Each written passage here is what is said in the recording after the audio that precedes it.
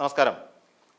ഹരിയാനയിലേക്ക് നമുക്ക് ഒന്നുകൂടെ ഒന്ന് കറങ്ങിത്തിരിഞ്ഞ് സഞ്ചരിച്ചിട്ട് വരാം. ഹരിയാനയുടെ ഇപ്പോഴത്തെ ഒരു പ്രശ്നം, നമ്മൾ കഴിഞ്ഞ ദിവസമൊക്കെ പറഞ്ഞത് കോൺഗ്രസ് ഭയങ്കരമായ കോൺഫിഡൻസ് ലെവലൊക്കെ ഇങ്ങനെ ഉയർത്തിക്കൊണ്ട് ഈ തെരഞ്ഞെടുപ്പിൽ എങ്ങനെയും പറയുന്ന പോലെ സൈനിയെ പരാജയപ്പെടുത്തി BJP-യെ തറ പറ്റിക്കും എന്നുള്ള ഒരു ഉറച്ച വിശ്വാസമൊക്കെ നമ്മൾ കണ്ടിരുന്നു. പക്ഷേ ഇപ്പോൾ തെരഞ്ഞെടുപ്പ് ഇങ്ങനെ അടുത്തോണ്ടിരിക്കുന്ന ഒരു സാഹചര്യത്തിൽ കോൺഗ്രസ്സിന് ചില കൺഫ്യൂഷൻസ് എവിടെയൊക്കെയോ തോന്നി തുടങ്ങിയിട്ടുണ്ട്. ആ കൺഫ്യൂഷൻ്റെ കാര്യം ജയിക്കാൻ സാധ്യതയുണ്ടോ എന്നുള്ള കാര്യത്തിൽ മാത്രമാണ്, അല്ലാതെ പ്രവർത്തനമൊക്കെ കാര്യമായിട്ട് നടക്കുന്നുണ്ട്. ഇനി എന്താണ് ഈ കോൺഗ്രസ്സിനെ ഇപ്പോൾ ഭയപ്പെടുത്തുന്നത് എന്നുള്ള കാര്യം നമുക്ക് നോക്കിക്കഴിഞ്ഞാൽ, വിമതന്മാരെന്ന് പറയുന്ന ഒരു ഗ്രൂപ്പുണ്ട്. അതായത് ഈ പല ഘട്ടങ്ങളിലായിട്ട് ഓരോ പാർട്ടിയിൽ നിന്ന്, അതാണല്ലോ വിമതൻ എന്ന് പറയുന്നത്. അപ്പോൾ ഓരോ ഘട്ടങ്ങളിലായിട്ട് പാർട്ടിയിൽ നിന്ന് വിട്ടുപോവുകയും പല കാരണങ്ങൾ കൊണ്ട് വിട്ടുപോയി മാറി നിൽക്കുന്ന കുറേയധികം ആൾക്കാരാണ് ഈ വിമതന്മാരെന്ന് പറയുന്നത്. അവർക്ക് ആദ്യം ഒരു പാർട്ടി പശ്ചാത്തലം ഉണ്ടായിരുന്നു. ഇപ്പോൾ ഈ സംഘികൾ പറയുന്നതല്ല, ഞങ്ങൾ പണ്ട് CPM-കാരായിരുന്നു, ഇപ്പോൾ ഞങ്ങൾ അതുകൊണ്ട് CPM-ൻ്റെ നയങ്ങളോട് ഞങ്ങൾക്ക് ഇഷ്ടമല്ലാതെ വന്നതോടുകൂടി ഞങ്ങൾ ഈ പാർട്ടിയിലേക്ക് വന്നു എന്നൊന്നും പറയുന്ന രീതിയിലല്ല. ഈ കോൺഗ്രസ്സിൽ ചിലരൊക്കെ ചില ആവശ്യങ്ങൾ ഉന്നയിക്കും. കോൺഗ്രസ്സിൽ നിന്നല്ല, എല്ലാ പാർട്ടിയിലും അത്തരത്തിലുള്ള ആവശ്യങ്ങൾ ഉന്നയിക്കും. എനിക്ക് സ്ഥാനാർത്ഥിയാവണം, അല്ലെങ്കിൽ എനിക്ക് ഇന്ന സ്ഥാനം വേണം, അല്ലെങ്കിൽ ഇന്ന മണ്ഡലം വേണം എന്നൊക്കെ പറഞ്ഞിട്ട് ഇവരിങ്ങനെ പറയും. അപ്പോൾ പറയുമ്പോൾ ഒന്നും തരാൻ പറ്റത്തില്ല, അവിടെ കഴിവുള്ളവരെ കൊണ്ട് മത്സരിപ്പിക്കും എന്നൊക്കെ നേതൃത്വം പറയും. ഇത് കേട്ട് കഴിഞ്ഞാൽ ഉടനെ പറയും ഞാൻ പാർട്ടി വിടുകയാണ് എന്ന് പറഞ്ഞിട്ട് പാർട്ടി വിടും.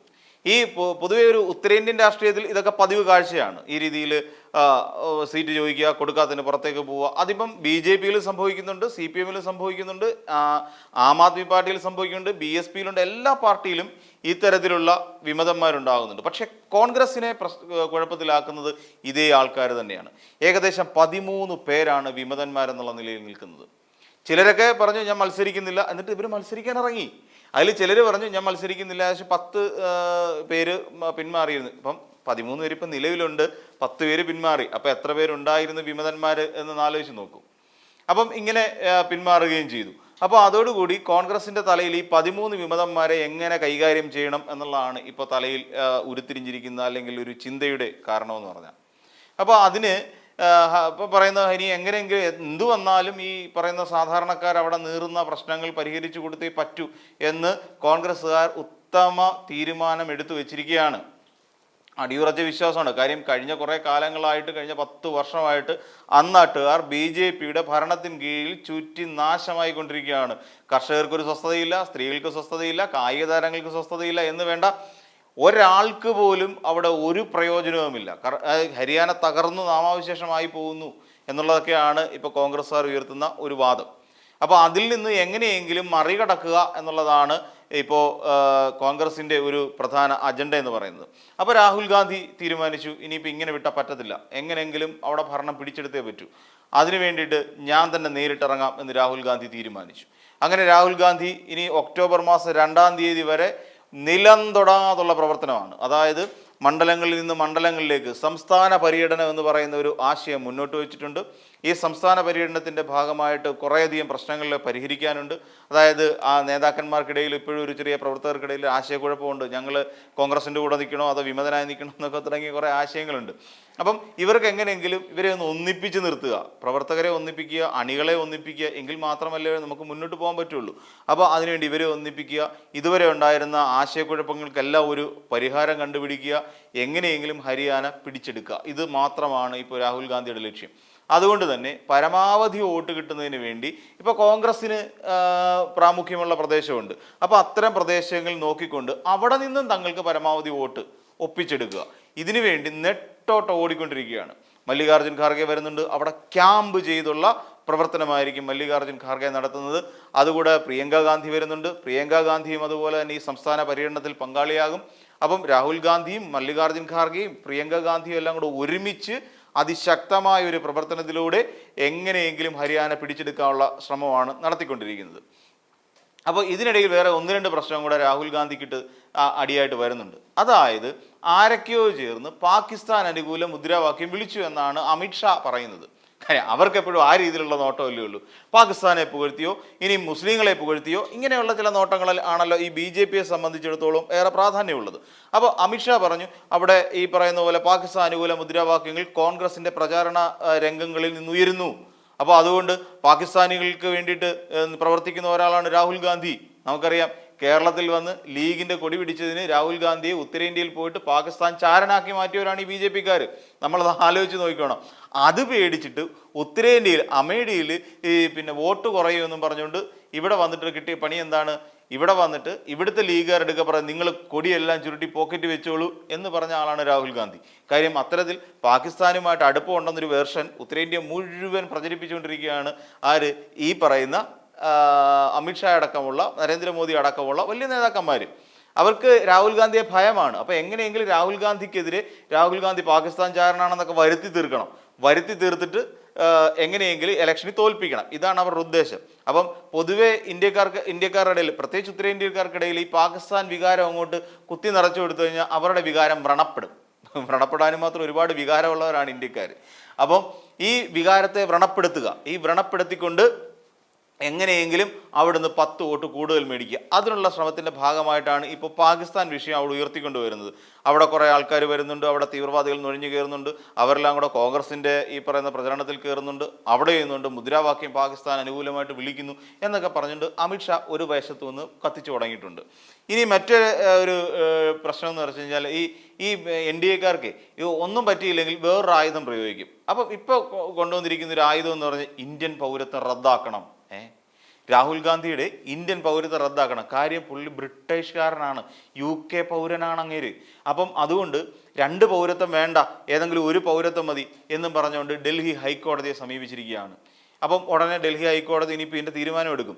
അപ്പോൾ തീരുമാനം എടുത്തിട്ട് എത്രയും പെട്ടെന്ന് രാഹുൽ ഗാന്ധി ഇന്ത്യക്കാരനല്ല എന്ന് വരുത്തി തീർക്കണം. അപ്പോൾ ഇന്ത്യക്കാരനല്ലാത്ത ഒരാൾക്ക് എന്താണ് ഇന്ത്യയിൽ കാര്യം എന്നുള്ള ലെവലിൽ കാര്യം വേറൊന്നുമല്ല. ബാക്കോപ്സ് എന്ന് പറഞ്ഞിട്ട് ബാക്കോപ്സ് ലിമിറ്റഡ് എന്ന് പറഞ്ഞിട്ടൊരു കമ്പനി UK-യിലുണ്ട്. അപ്പോൾ ഈ UK-യിലുള്ള ഈ കമ്പനിയുടെ കുറച്ച് സെക്രട്ടറിമാരിലും ബോർഡ് അംഗങ്ങളിലും ഒക്കെ ആയിട്ട് ഈ പറയുന്ന രാഹുൽ ഗാന്ധി ഉണ്ട്. അപ്പം അതുകൊണ്ട് തന്നെ എത്രയും പെട്ടെന്ന് ഇങ്ങനൊരു വികാരം അന്ന് ഏകദേശം 2003 ആണ് ഈ കമ്പനി രജിസ്റ്റർ ചെയ്തിരിക്കുന്നത്. ആ രജിസ്റ്റർ ചെയ്തതിനകത്താണ് അദ്ദേഹത്തിൻ്റെ പേരുള്ളത്. 2019 കേന്ദ്ര ആഭ്യന്തര മന്ത്രാലയത്തിന് ഇത് സംബന്ധിച്ച് ഈ സുബ്രഹ്മണ്യ സ്വാമി എന്ന് പറഞ്ഞിട്ടൊരു BJP-യുടെ MLA ഉണ്ട്, പുള്ളി കത്തയച്ചിരുന്നു പോലും. അപ്പോൾ അതിനുശേഷം അതിൽ നടപടിയൊന്നും ആകാത്തതുകൊണ്ടാണത്രേ ഇപ്പോൾ ഹൈക്കോടതിയുമായി, അതായത് ഡൽഹി ഹൈക്കോടതിയെ സമീപിച്ചിരിക്കുന്നത്. അങ്ങനെ വന്നു കഴിഞ്ഞാൽ രാഹുൽ ഗാന്ധിക്ക് ഇരട്ട പൗരത്വം ഉണ്ടെന്ന് പറയാം.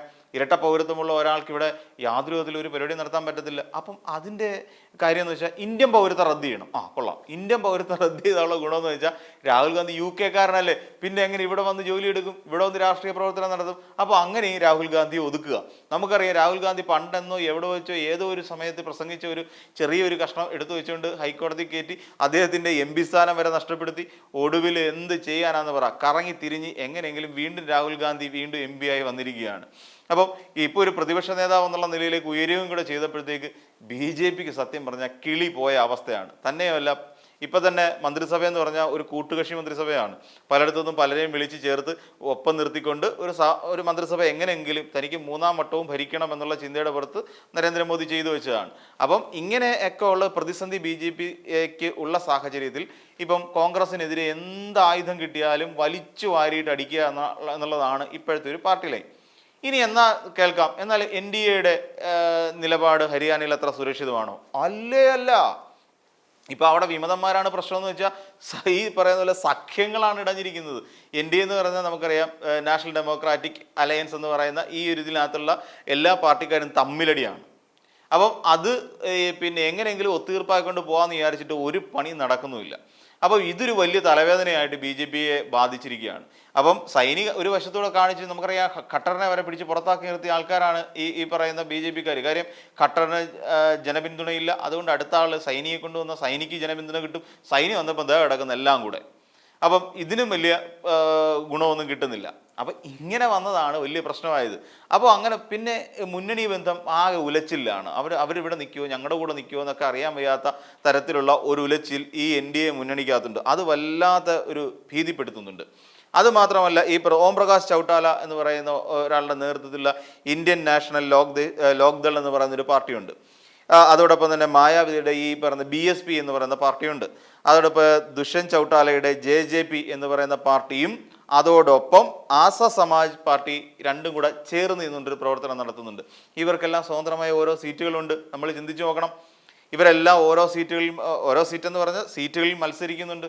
അതോടൊപ്പം നമുക്കറിയാം കോൺഗ്രസുമായിട്ട് തെറ്റിപ്പിരിഞ്ഞ് ആം ആദ്മി പാർട്ടി ഏകദേശം 50 സീറ്റോളം മത്സരിക്കുന്നുണ്ട് എന്നാണ് അറിയാൻ കഴിയുന്നത്. അപ്പം ഭൂരിപക്ഷം സീറ്റിലും ഈ പറയുന്ന ആം ആദ്മി പാർട്ടി മത്സരിക്കുന്നുണ്ട്. അപ്പം ഇവരെല്ലാം കൂടെ ചേർന്ന് ജയിച്ചാൽ, അപ്പം ഈ ചൗട്ടാല പാർട്ടിക്ക് അവിടെ ഒരു വലിയ, ചൗട്ടാലമാരുടെ പാർട്ടിക്ക് അവിടെ വലിയൊരു പ്രാധാന്യമുണ്ട്, JJP പ്രത്യേകിച്ച്. അപ്പം ആസാദിൻ്റെ സമാജ് പാർട്ടിയും കൂടെ JJP കൂടെ ഒന്നിച്ചു കഴിഞ്ഞാൽ അവിടെ വലിയൊരു ശക്തിയായി മാറും. അപ്പോൾ ഇനി വിജയിച്ചു കഴിഞ്ഞാൽ BJP സംബന്ധിച്ചിടത്തോളം അതൊരു തലവേദനയാണ്. കാര്യം ഈ പറയുന്ന ആൾക്കാരെല്ലാം എന്ന് പറഞ്ഞാൽ ഒരു BJP വിരുദ്ധ ലൈനിൽ കൂടെ പൊയ്ക്കൊണ്ടിരിക്കുന്നവരാണ്. അപ്പോൾ അങ്ങനെ വരുമ്പോൾ ഇവരെല്ലാം കൂടെ ജയിച്ചു കഴിഞ്ഞാൽ ആം ആദ്മി പാർട്ടിക്ക് 50 സീറ്റ് കിട്ടിയെന്ന് വെച്ചോ, അല്ലെങ്കിൽ 20 കിട്ടിയെന്ന് വെച്ചോ, അല്ലെങ്കിൽ 10 കിട്ടിയെന്ന് വെച്ചു. ഈ 10 കിട്ടിക്കഴിഞ്ഞാലും ഉടനെ കോൺഗ്രസുമായി ഒരു സഖ്യം അവിടെ ഉണ്ടാക്കും. കോൺഗ്രസ് കാര്യം എന്താ, AAPക്ക് ഒരു കാരണവശാൽ BJP ആയിട്ട് പൊരുത്തപ്പെട്ടു പോകാൻ പറ്റത്തില്ല.